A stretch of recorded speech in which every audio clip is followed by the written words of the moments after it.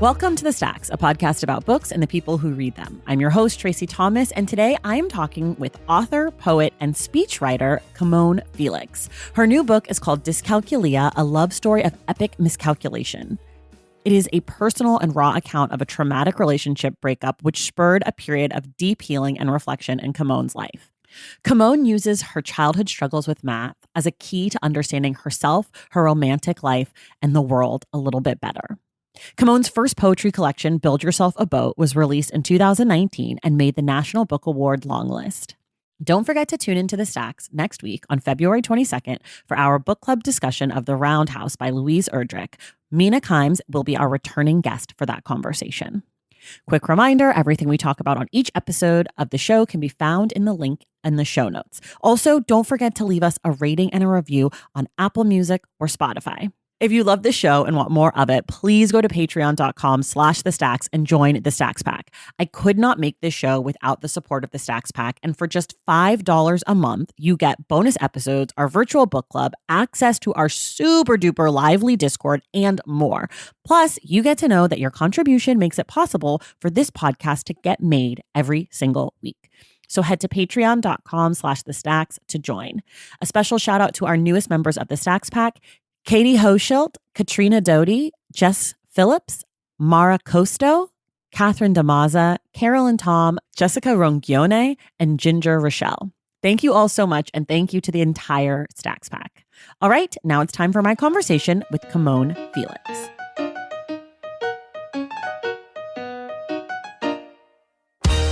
All right, everybody, I'm very excited. Yesterday was Valentine's Day. Today, we're talking about the breakup. I am joined by Camonghne Felix, whose brand new book that just came out yesterday, is called Dyscalculia, a love story of epic miscalculations. Camonghne, welcome to the Stacks. Thank you so much for having me. It's a real pleasure to be here with you.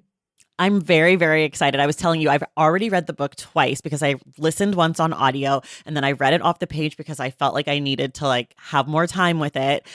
But will you let folks know in about 30 seconds or so what this book is about? This book is about heartbreak and all of the different ways that heartbreak can manifest in someone's life, and the way that heartbreak can lead someone to important breakthroughs. And one of the major heartbreaks in this story is a relationship of yours that ended. When did that happen? How long ago in your life was that? That was about 6 years ago. And when I first started writing the book very soon after it happened, I started writing it probably in the 2 months that came after. But it was an entirely different book when I started writing it then. It was actually in verse. There were stanzas, and I was being a lot more coy, I would say. The texture of the book felt different. It was supposed to be an art project, right? Not really something in which I said something necessary or anything that I needed to say. And so since then, I've written it about 10 times. Yeah. That's so interesting because I had a question written down for you, which was when did you start writing this and how much has the book changed since you started? Because it feels like one of those books where it's you're pulling from your childhood all the way through to this breakup and sort of a little bit after. And it was one of those things where I was thinking a lot of the themes and topics that come up, you could revisit in a million ways. It's relationship with your mother, mental health, and I'm thinking at 22, this book is really different than what it might look like at 42 or 62. And, but no matter when you wrote it, it would be a necessary story because the themes are so, and not universal, but they are kind of. Not everybody has mother-daughter, but everybody has family relationships. Everybody has, is it hard to write something so personal and to craft it into something that feels like it can be accessible for people who aren't in your brain? That's a great question. Yeah, it's hard. It's not hard because it's painful. It's hard because it's a challenge, and so usually when I write, especially when I write poetry, I don't really write for an audience or even with an audience in mind. When I write poetry is very much for myself first. And then in the editing and revision process, that's when it becomes for other people, possibly. I see.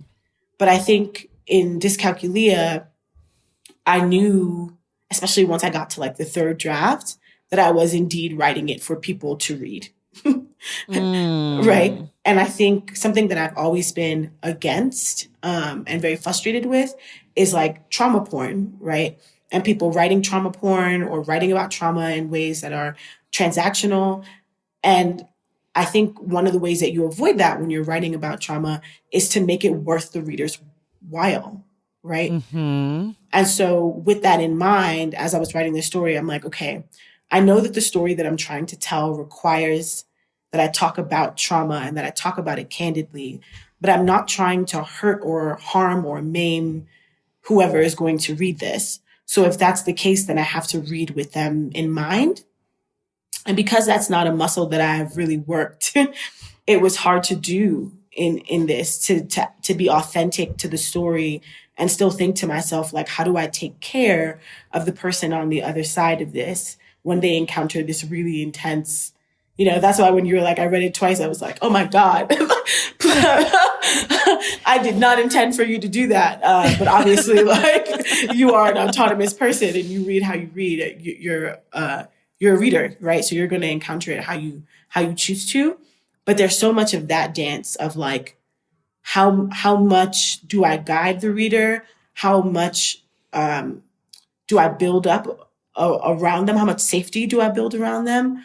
Versus how much do I allow them to just be an autonomous reader coming to the text? So that was hard. Yeah. Okay, I have some follow-up questions about that because I'm really curious. First of all, I will say this. You did a good job because I did not feel like this was a trauma story, even though as you're saying that, I'm like, yes, of course. There's like conversations about self-harm. There's like, there's definitely like you've had some traumatic experiences that you captured in the book, but it didn't feel that way to me at all. Like I never would have used those words to describe it. Yeah. But I'm really curious about how you're putting yourself in the shoes of your audience. But even before that, who did you envision that your audience was? Like whose shoes were you even putting yourself into as you were writing? When I first started writing it, this was extremely about myself. It was, so I actually have a funny anecdote that goes with that. I texted my very, very close friend, Safia Hilo, as I'm going through this breakup. She knows all about it. We've been close since we were like 16 years old. So I'm asking her, where do I find a book, getting real specific. I'm like, where do I find a book that is nonfiction, but like poetic, that is about a breakup, that's written by a Black woman? And she was like, I don't know. Like, she's like, there's like Khadijah Queen. There's like the memoirs of the people you already love, but like, I don't really know what else to tell you. But remember what Toni Morrison said, if there's something in the world that you haven't seen that you want to see, then you should make it. So she said that to me. And the conversation just kind of like ended. And I was like, you know what? a couple of days later, I was like, I actually do have to write this book because I really, really need to read it. And it's not here. I can't find it. So I started writing it as a way to kind of like soothe myself, thinking that if I at least started writing it, I would bide time for someone else to write a better version of it, and then it would come out. And then time kept sort of happening. It kept, I kept writing it. It kept not being published. And so one thing that I'm used to as a poet is like, you take very small parts of a collection of anything and you're publishing it pretty consistently over time. And usually when something isn't getting published after a certain point in your career, I would say, because it's really arbitrary, but like at a certain point, if the poems are not being published, that's a sign to you that like maybe they're not working. In this situation, I didn't feel like it wasn't working. I knew that it was working. And the feedback that I was getting was like, this is a thing that can't be cut up into pieces. Like, we don't know how to publish this. And then I was like, okay, so this is a book then. I'm just going to keep writing it like this. And then once I realized that, that's when the audience kind of came into play, where I was like, okay, so this is not just putting out, a series of poems. This is not going to be a choreo poem. This is going to be a book, and it's going to be nonfiction, and I have to write it that way. And then I was like, oh crap, I know who's going to be reading nonfiction. It's all the people who are reading the people that I already love, the people that I'm reading, who are reading Kiese and who are reading Right. Disha and I realized that, and I don't know, just made a couple of calculations about how I wanted to approach it from there. And you dedicate the book to anyone who's ever cried on the subway, which I love. I have cried on the subway. Thank you. Yeah. Thank you for writing a book for me. You're welcome. So there's a part of the book where you talk about white girls getting to write about benign heartbreak, and sort of that comes up later in the book when you're like, I'm writing a book about benign heartbreak, and to some like dude, and he's like, cool, Yeah, good for you. That's it. He's like, that's it. Yeah.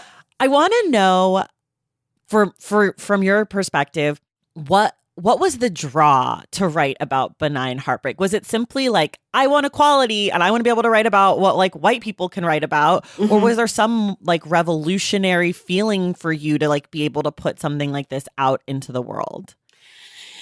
It definitely wasn't as like binary as I want to like rebel and I want to like show white people a thing.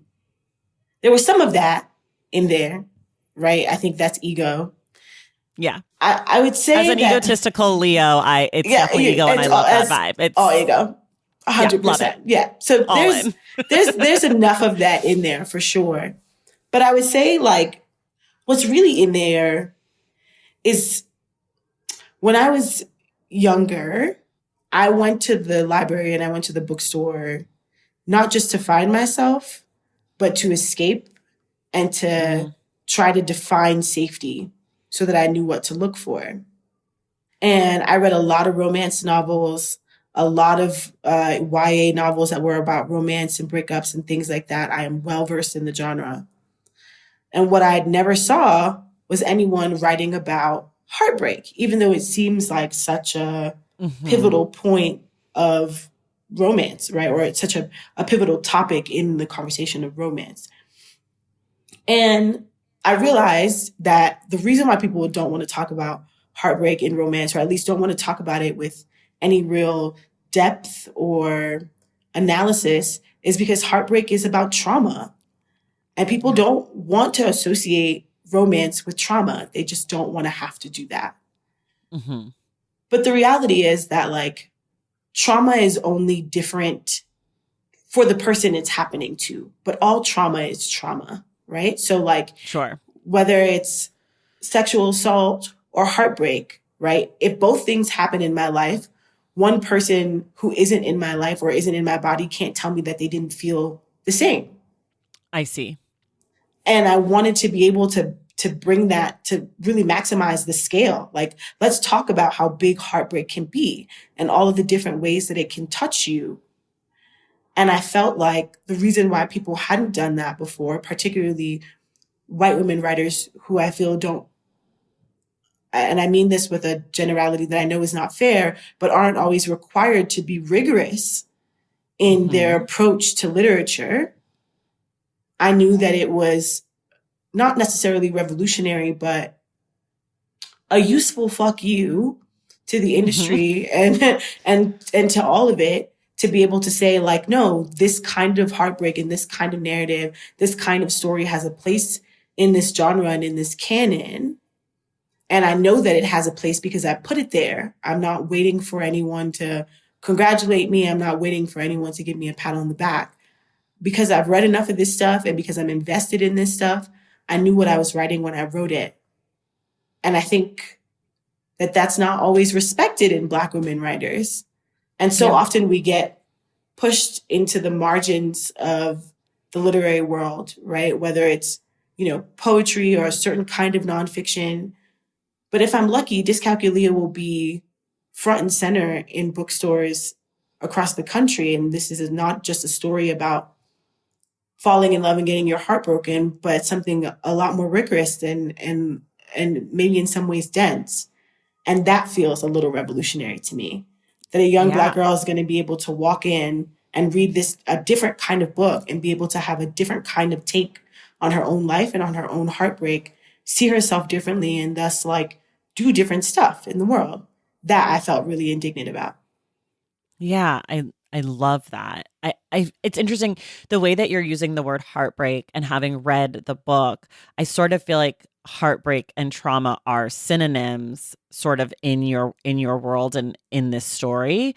And I never really thought about them that way, but you saying sort of like trauma is the same for everyone on the outside, but for people experiencing like it is different. But Yeah. that, you know, No, really. there's a poem by Cam Awkward Rich. I can't say it word for word right now, but it says it's something like, I step outside and it breaks my heart. These little things. I see a cat die and it breaks my heart. These little tiny things that you have to Mhm. encounter every day that truly do hurt you, but you don't have language Mhm. for it, right? Yeah. Yeah, that's so interesting. So you're a poet. You're a National Book Award fine or long listed poet. You're a Thank poet by trade. You also have other jobs which we'll get to later. you. But this book sort of sits in between poetry and memoir. Part of the reason that I read it a second time is because I listened to it the first time, and then when I was just flipping through it to like find things to write questions about, I was like, oh, this is written not how like it, like sometimes there's one sentence on a page. Sometimes it's Mhm. like two small paragraphs. Sometimes it's a bunch of paragraphs. And I was like, oh, I need to spend time with this book on the page because I can't always capture that with audio, obviously, like Mhm. you can't do it the same way. So I'm wondering why this form of going like you knew it wasn't a book of poems, but like, how did you decide that it wasn't fully a book of like regular regular prose? I don't know what Yeah, to no, call totally. traditional memoir versus like this sort of hybrid situation. Yeah, I wasn't sure. What happened is I just wrote the book and I finished it. When I was done, I was done. I wrote it 10 times. I wrote it that 10th time and I was like, I'm done. And that's that on that. And that was sort of the job of me and my editor and my agent to sort of figure out like where is this going to sit on the shelves and like how is it going to sit in the world? And to this day, we still don't have a clear answer. Like we still are not sure what it is, but I also really enjoy that. Like my work as a poet and my work in general, honestly, is about ambiguity, living in these Hmm. really, gray areas and trying to make something out of it. And so Dyscalculia feels like it's like following in my footsteps, right? Because it's Hmm. just like it's doing exactly what I do, and it wasn't intentional. I just Yeah. I wrote it knowing that it would border genre, and honestly, I assumed that by the time it was over, it would have situated itself in one way or another, but it just didn't want to. Yeah. I mean, I struggled too to be like, I don't know what to call this book. Yeah, I think I just was like, it's unique, which it is. I'm yeah, like, I don't know, it's unique. It's different. It's not yeah, like other books. yeah. Um, I want to talk about the title. So the book is Hmm. called Dyscalculia. Hmm. And I guess you should tell people what dyscalculia is. And then I want to Hmm. ask you to diagnose me with dyscalculia when you're done. Okay, That's the okay. next step. Um, So a lot of people know about dyslexia. They're not the same and they're not even necessarily comparable, but it's an easy setup for you to kind of imagine how it affects someone.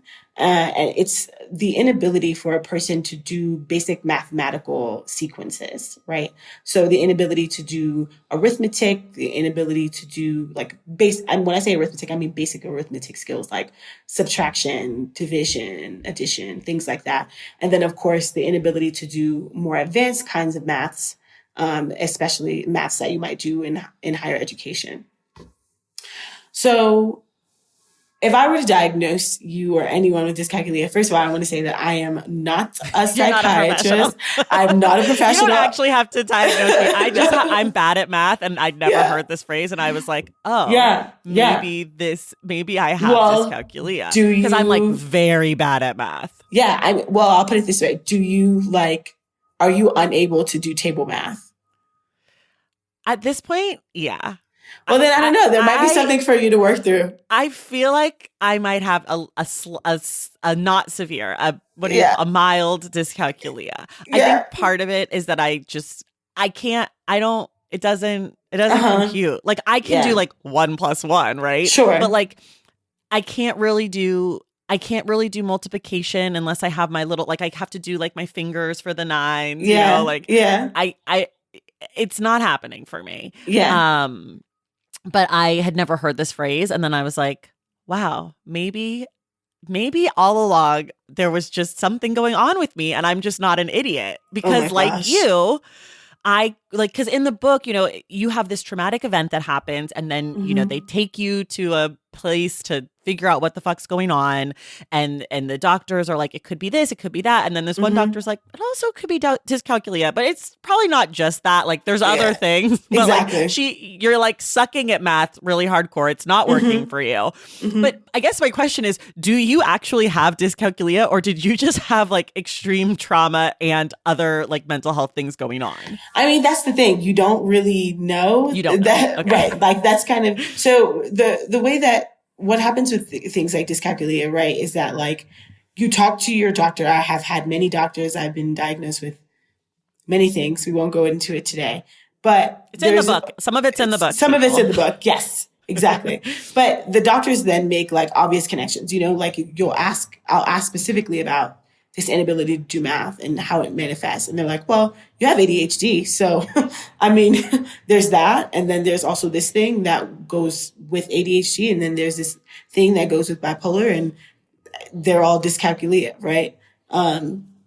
So the way that's how I've been sort of like, that's my diagnosis.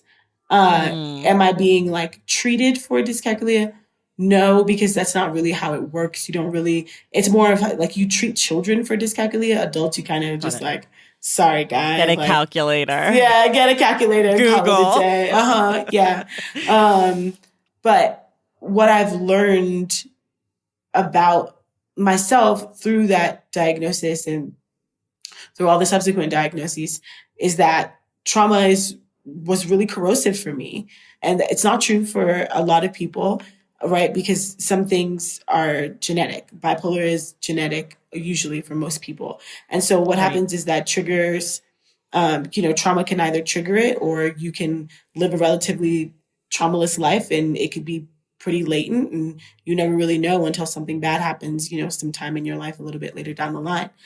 And what I've learned is just that, first of all, we're not all mentally ill. I will not say that, but we are all on some spectrum of something, right?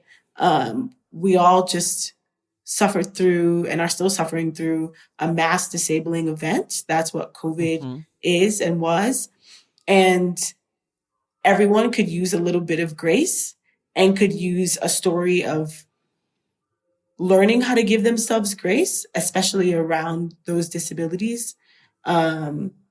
And I think that's part of what dyscalculia is doing unintentionally, is helping people get more comfortable with disability and get more comfortable with talking about it. It's not salacious, right? I'm not like showing you like a weird, sexy thing by talking about mental health disorder. I'm having a very candid conversation that if we are all prepared to have, if we can all be prepared to have it, we'll probably feel a lot more free. And maybe we can like lose some of the labels and whatever. My mom is like very sensitive to all the ways that I've been diagnosed because she's been watching it over the years, and doesn't trust any diagnosis. And honestly, constantly it's just like, I just want you to see yourself as a ball of energy. And here are the ways that your ball of energy needs to be processed. And I don't know if I'm always on her wavelength, but I think she's on to something around just wanting to like let people understand themselves through like intuitive learning. And anyway, I think that this conversation and talking about disability in this way can help people do that. Yeah, I mean, I think your mom, she's such an interesting character in the book. And I think like by the end, especially, I think throughout you can feel her like fierce protective love of you, and also her like trying to protect herself, not necessarily from you, but from what's going on with you and the doctors and the things that are like around you. Yeah. And she has this part towards the end, way at the end, where she says, Camonghne, it's not the world's job to understand you. It's your job to understand the world. And it's not until you kind of get comfortable with that you're going to feel any sort of like groundedness or goodness or wholeness. And I'm just wondering, was that actually helpful for you, that kind of like distinction? And did it free you up? Do you feel like it changed how you understand yourself and the world? Yeah, it was immediately transformative for me. I think because I was always like a kid with a lot of like, I don't know, I had a lot of analysis. I was constantly analyzing things and people and systems. And she gave me an analytical lens that I Mm-hmm. didn't have before. And it was the first time anyone had truly said anything helpful to me about how to navigate what I was going through, which was like, if you can, basically what she was saying to me was like, if you can understand how and why the world works, then you can understand how you live in it. Mm-hmm. And that's all I needed to know. Because, even though I was really troubled and spent a lot of time not wanting to be alive, when I wanted to be alive, what I knew was that I had some stuff to figure out about how to make this world work for me, how to be Mm-hmm. mentally ill in the way I was mentally ill in the world, because I already knew that it wasn't going to be accepted, that people were not going to make it easy for me, but I had no roadmap. And her saying that gave me an open kind of blank roadmap, right? Like a way Mm-hmm. to make it up myself, but at the same time I felt guided. And I think that her saying that to me has a lot to do with why I became a poet, because I think a big part of being a poet is simply considering. Like being a poet is sitting in one room with yourself, which is your mind, and really asking yourself why a thing is the way it is, whether that's heartbreak or, something political. And I think when she said to me that I needed to understand the world, I saw it as a project, Mm-hmm. and as a thing I could be in control of. And then my poems just became that, my way of trying to see the world and understand it and chart it down and say to myself, this is how it works. Yeah. Okay, we're going to take a quick break and we'll be right back. Valentine's Day is upon us, and I've got love on the brain. Love for books, duh, of course. Hello. Did you forget what podcast you're listening to? I love bringing you all great reads, exclusive author interviews, and behind the scenes book gossip. But I can only do that with your support over on Patreon and Substack. Our Stacks Patreon community, also known as the Stacks Pack, is where you can go for book club meetups, a private, very active Discord, and a year-long mega reading challenge to help you achieve all your reading goals. Plus, you also get that monthly bonus episode. Now, over on the Substack, you can subscribe to my newsletter, Unstacked, where I keep the book conversations going. I also give you a healthy dose of sports and pop culture, definitely some hot takes happening over there. And again, that bonus episode. If you don't have a few dollars to spare, don't worry. There are free options on the Substack and the Patreon to get you a little extra Stacks magic.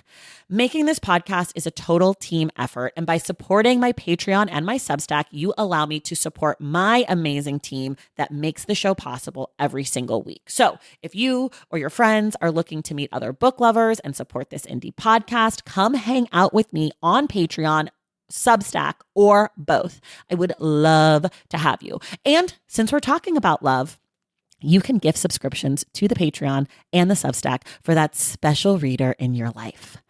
For the Stacks Pack, head to patreon.com/thestacks. And for the newsletter, head to tracythomas.substack.com. And also, there are links to both in the show notes. Okay, see you in the Stacks.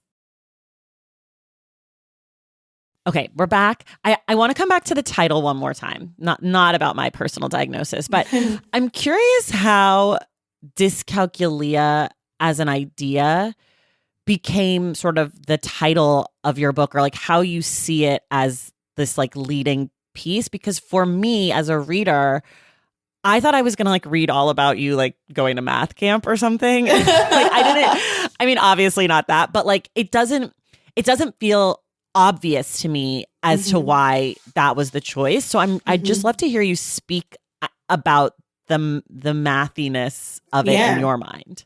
So much of why I wanted to write about dyscalculia is because through understanding my own relationship to math, I really came back to math in a philosophical way. And I was experiencing it through philosophy and through theory. And that made a lot of sense to me. It made a lot of sense to me. And honestly, really helped me build up the patience and the resilience to be able to try to learn math again and to try to start over from where I abandoned it in second grade. And the title, I'll say this, the title was never going to be anything else. When I sent the first 10 pages to my friend after I'd written it or first started writing it, in the email, the subject line says dyscalculia. And I just said, read this. I don't completely know why that was the choice, but I think, I'll say this too. So much of the philosophy and the theory that is really the most exciting part for me, so much of that came a lot later. And I think I see dyscalculia, the word and the title, as kind of a guide, as like taking me towards this philosophical approach that I didn't know I needed for myself. And so it's a risk that I knew I was going to take. It's a heady mathematical term. It's an active diagnosis, right? It's something that people are struggling with every day. And I knew that inevitably some people would feel like I was exploiting it to an extent because I've seen a couple people say things like, I came to this book because I thought she was actually going to talk about dyscalculia because I have dyscalculia. Oh, I see. I'm open to that criticism because I think it's fair, but I also think that the choice that I made could not have coexisted with the choice that they want me to make. Right. And that was to build a philosophical mathematical framework where people could feel math, touch math, experience math, have an emotional relationship to math without having to do any calculation themselves. I didn't want the reader to have to do any labor. I just wanted them to be able to show up and experience math in the way I was giving it to them. So, yeah, that's the story behind the title. That's interesting. Since we're talking about math, theoretical or like philosophical math, not math theory, but something that came up for me in the book, and I have no question. I've been thinking about this a lot. There's no question at the end of this, so you're going to have to just hear what I say and then speak, okay? That sounds good. Warning. I can do that. Okay.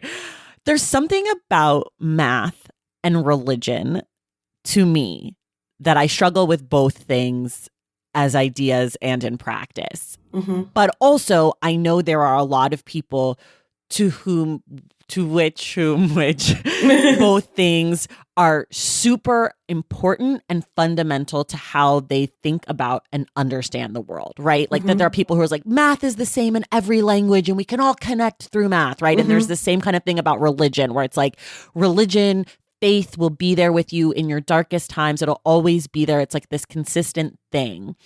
And as I was reading your book, I was thinking about how like there isn't like a religious undertone, though the cover has religious vibes to me. And so I don't know, there's no question there, but there was something religious in your work and I can't figure out what it is. And maybe it wasn't the math part, but like, does that spark anything in you? What I'm saying? For sure. Yeah, for sure. Good. I think what is interesting about that is that I don't necessarily see math as a religion.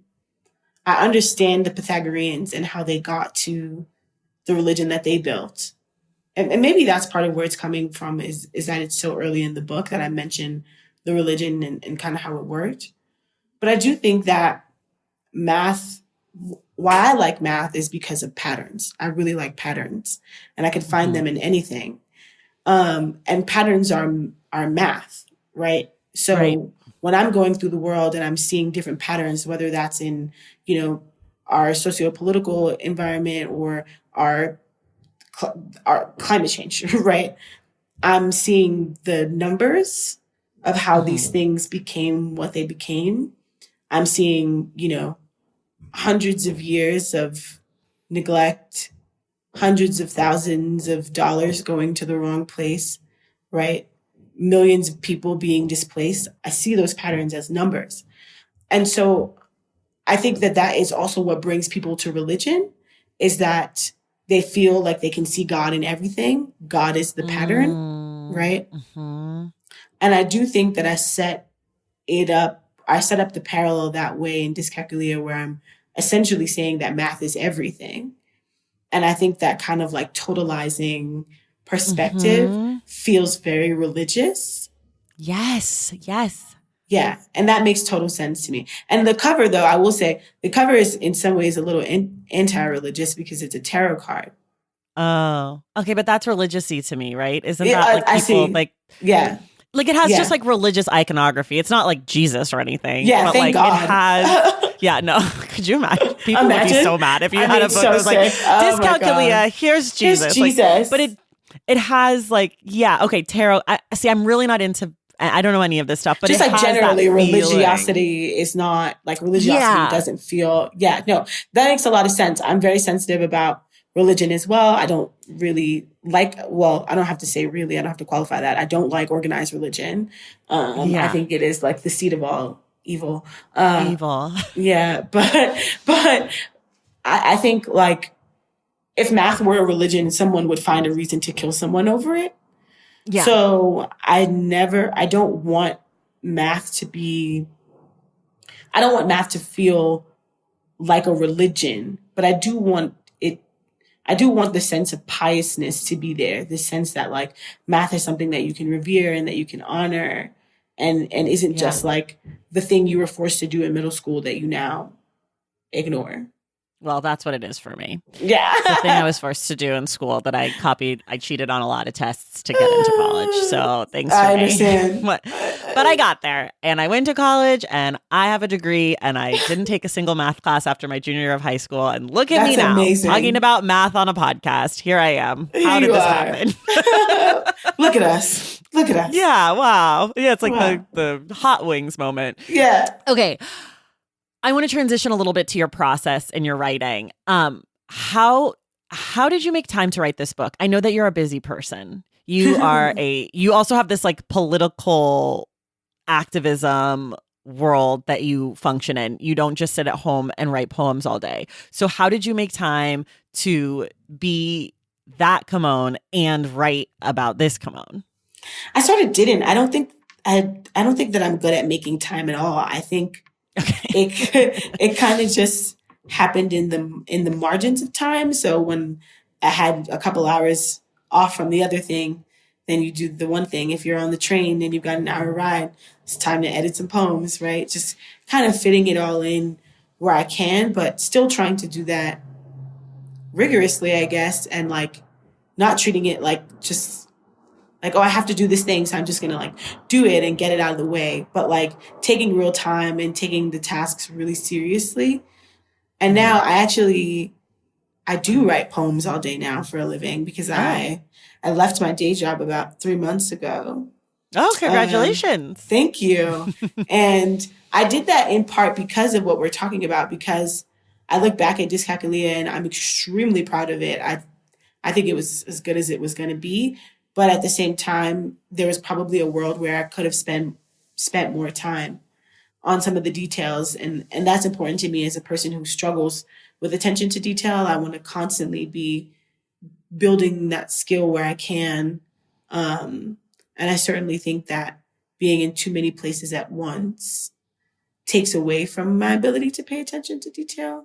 So I'm excited now to like work on whatever is next. Finish up the book that I've been working on for the last 2 years and take a step back. What is that book about? That book is called Let the Poets Govern, and it's also a book that is not what it sounds like. It is basically talking about the end of the world, how we came to the end of the world, speaking as if we are already there, how we came to the end of the world and kind of the legislative history and legislative landscape that built that. And the kind of language. Is it poetry, or is it? It is not poetry. It's another in between. Sort of in between. Yeah, you know, we're both shaking our shoulders as we say in between. Shimmying. Yeah. Yeah. It's something in between. But I have a feeling that this one is going to feel a lot more nonfiction and feel a lot. Got it. So, which is good. I think it's important for me because, again, ego, that no one thinks that I can't. So this is a thing. So a thing that I know about you is that you're very close with Jason Reynolds. I am. And this chip on your shoulder thing, it's a very Jason Reynolds thing. He talks about it. Every time he comes on the podcast, he has mentioned it. Every time I talk to him, he mentions it. And it's such a funny thing for someone like him or you who's so talented and has already accomplished so much in such a short amount of time to be like, I just need to let people know I can also do this thing. It's like, nobody's doubting you guys. You're already great. We love you. We love it here. Keep going. That's so funny. But I also understand that like, I'm a very petty person. And so like, I need an enemy to be creative, you know, like it's not, like it's not actually that I need an enemy, but like, I'm just so much better if there's someone outside of me that I can be like, I hope one day they hear this episode and they're mortified forever. You know, like I just like have that. I get it. Yeah. But it's just funny to hear people that I'm like, wow, these incredibly talented people are still feeling like I have to prove myself. And I'm like, no, you're doing great. That's so funny. I think I got some of it from Jason, actually. I'm gonna take that. You absorb it. It just gets on you. The chip. Yeah. You know, we'll be sitting at dinner and I'm like, I'm going to get them. And he's like, I'm going to get them. And then it's concerning. I love it. When you are writing, how do you like to write? Is there music or no? Are there snacks and beverages? Where are you physically? If you have sometimes you said you'll be on the train or whatever, but when you're sitting down to write, like what's that setup like? It really depends. I mean, I like to write from my office. I have a home office that me and my fiance have worked very hard to make it like my space and to feel like my space. So we go really hard for my space. It's got a couch. Like, it's super cute. It's really, I think that Apartment Decos should come do a look at my office. Okay. But other than that, I mean, I like to travel a lot. I like to travel and write. So I write well on planes, honestly. Okay. I edit well on planes.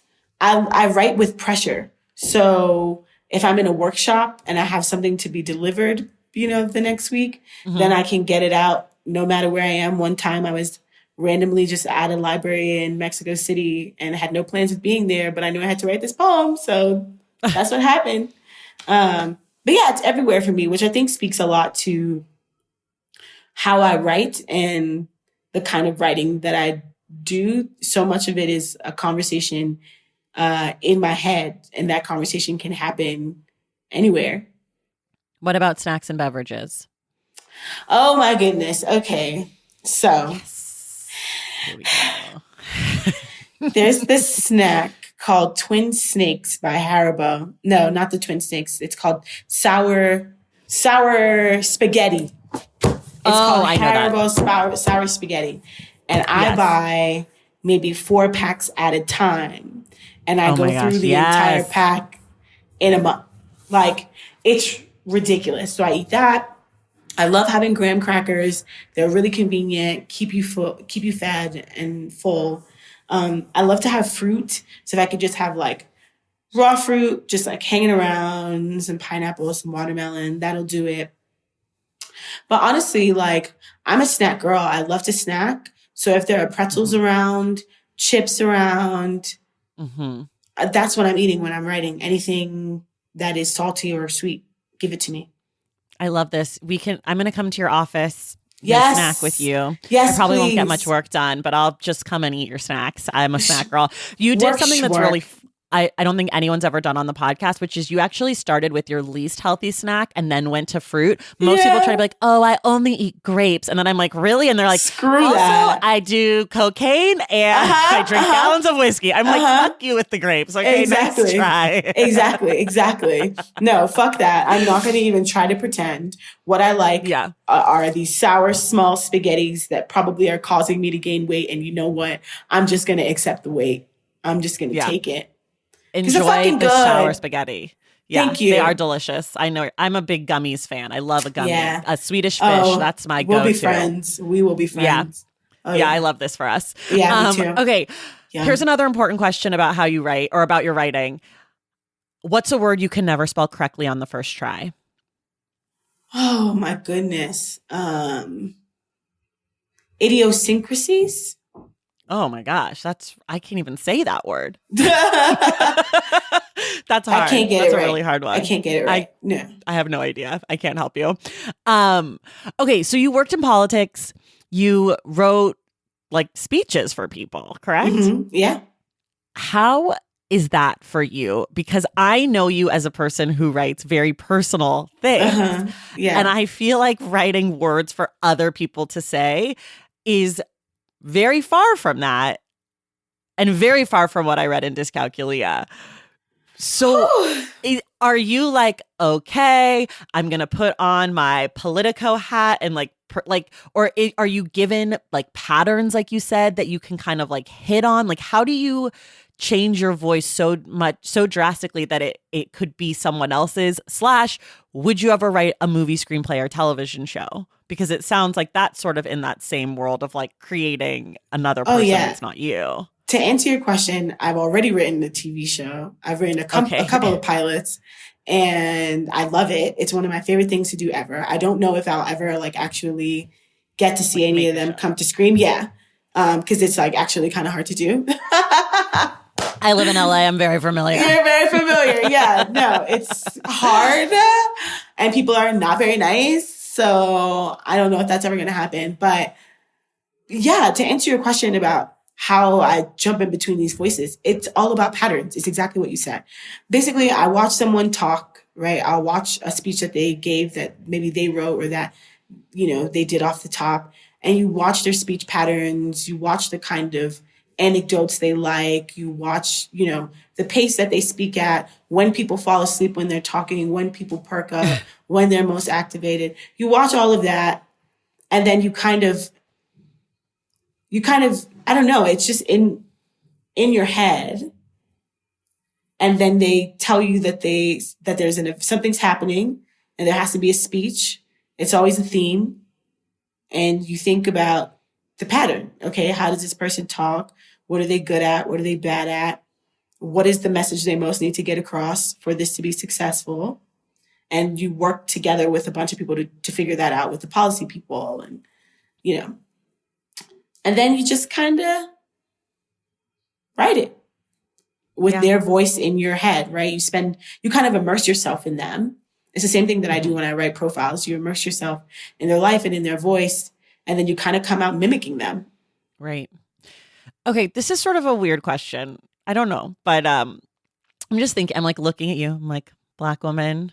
I know you wrote for Andrew Cuomo. I know you worked with Elizabeth Warren. I'm not going to ask you about him.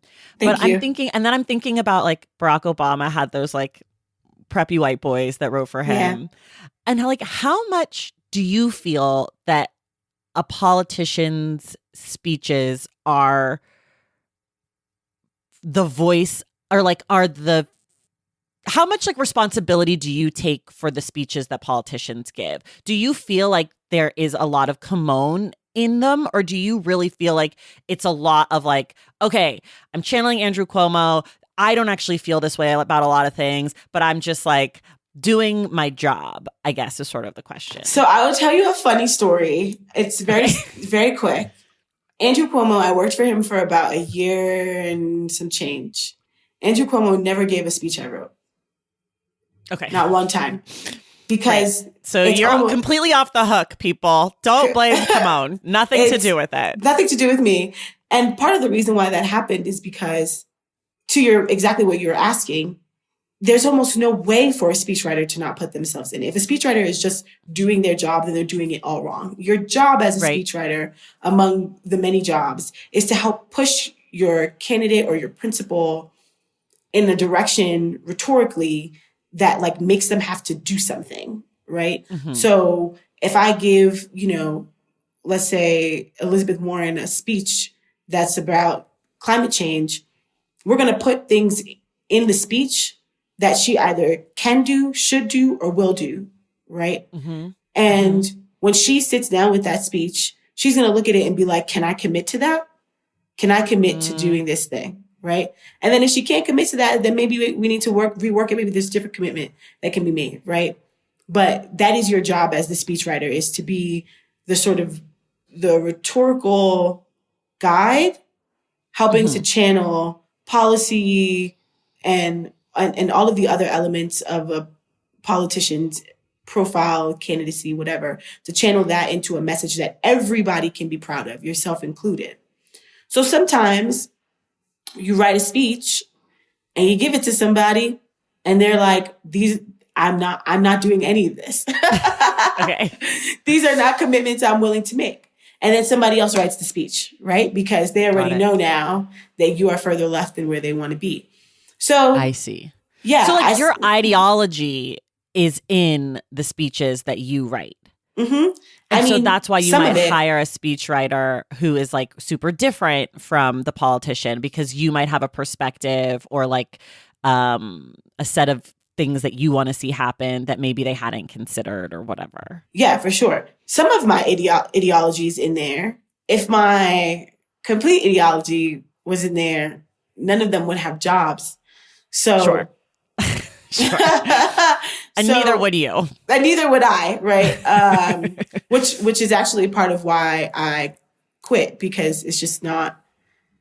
These questions are useful because they help remind me of why I made the choice that I made. And it was particularly that. It was the fact that people don't even know how much space a speechwriter is required to take up in a politician's portfolio in order to like make them do a thing that is useful. And even you fight all year, one speech to get them to do one big thing.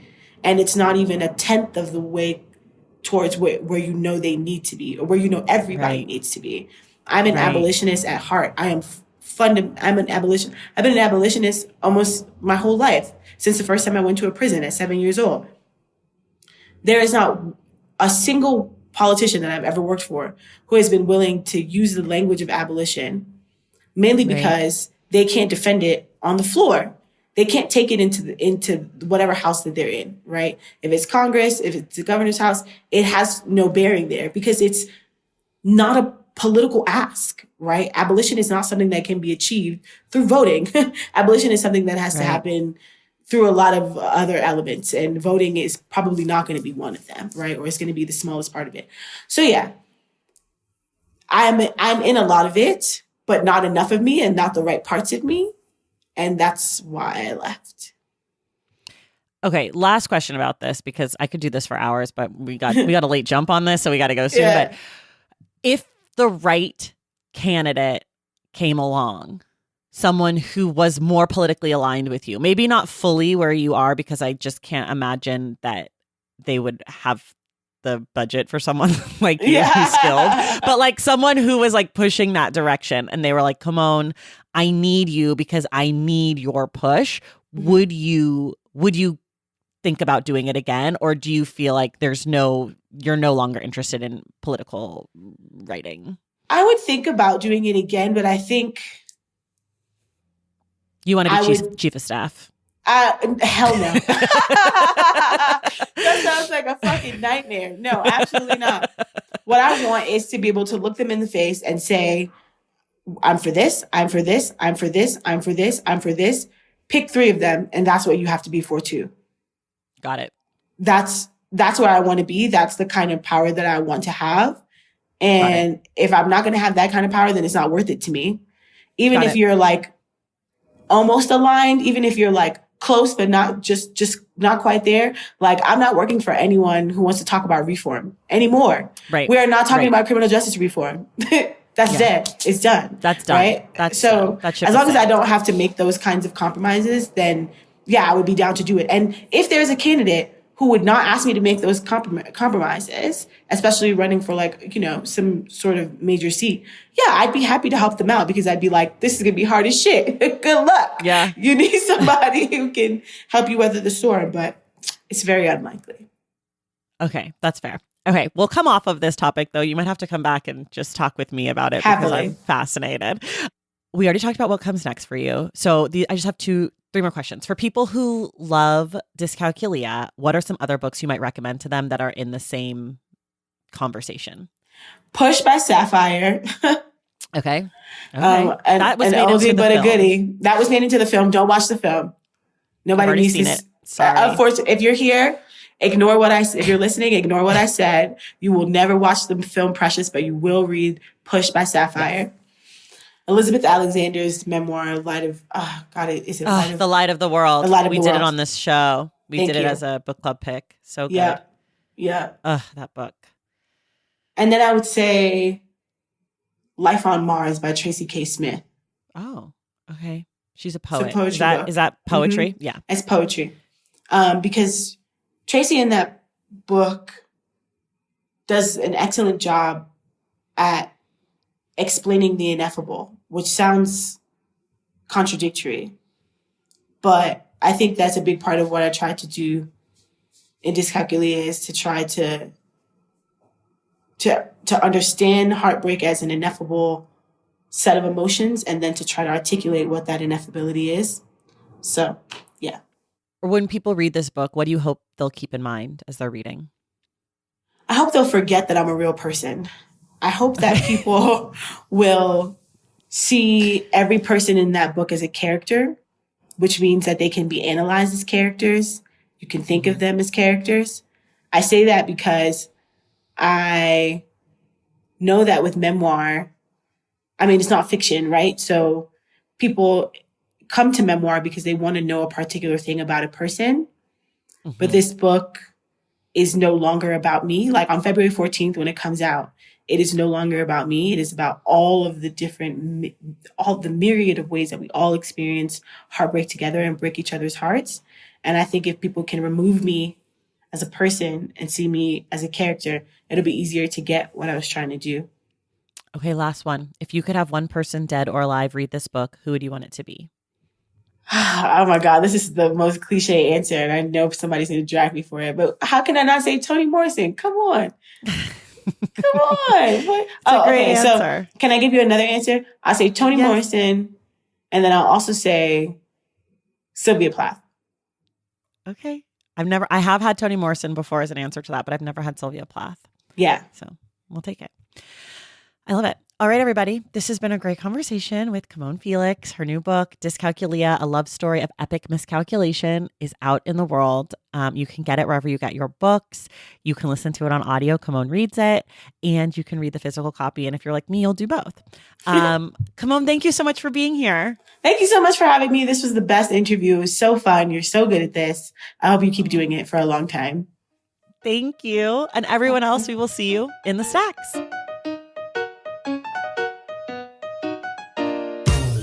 All right, y'all, that does it for us today. Thank you for listening, and thank you again to Camonghne for being our guest. I'd also like to thank Carla Bruce Eddings for helping to make this conversation possible.